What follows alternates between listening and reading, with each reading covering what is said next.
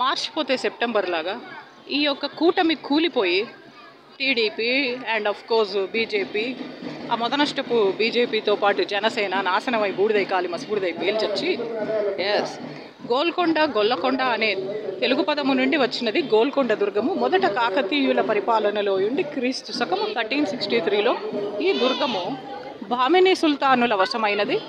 వారి పతనాంతరము కుతుబ్ షాహీ వంశ సంస్థాపకుడైన సుల్తాన్ కులీ అంటే 1518లో గోల్కొండను రాజధానిగా ప్రకటించి 1543 వరకు పరిపాలించి తదనంతరం జంషీద్ కుతుబ్ షా, ఇబ్రాహీం కుతుబ్ షా, మొహమ్మద్ కులీ కుతుబ్ షా అండ్ సుల్తాన్ మొహమ్మద్ కుతుబ్ షా, అబ్దుల్లా కుతుబ్ షా మరియు అబుల్ హసన్ తానీషాల పరిపాలనలో ఈ దుర్గము సర్వతో ముఖాభివృద్ధి పొంది వీరిలో మొహమ్మద్ కులీ కుతుబ్ షా తెలుగు సాహిత్యమును పోషించి చార్మినార్ హైదరాబాద్ నగరములను నిర్మించుటయే కాక దక్కనీ కవిత్వమునకు నాంది పలికినాడు. అబుల్ హసన్ తానీషా కూచిపూడి నృత్య కళను ఆంతరించి పోషించెను.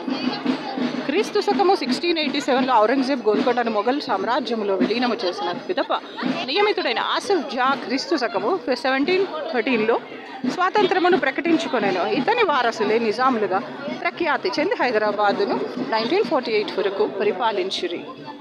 డియర్ ఫ్రెండ్స్, ఈ యొక్క అందమైన బ్యూటిఫుల్ శిలా విగ్రహం ఎంత బాగుంది కదా, చూసారా?